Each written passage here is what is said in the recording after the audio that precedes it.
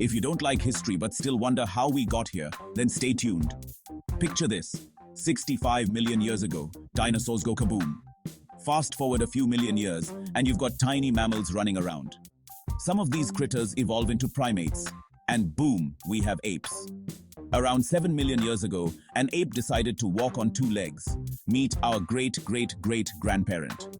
Jump to 2 million years ago, and we've got Homo habilis, our tool-using ancestor. They were the original DIY experts.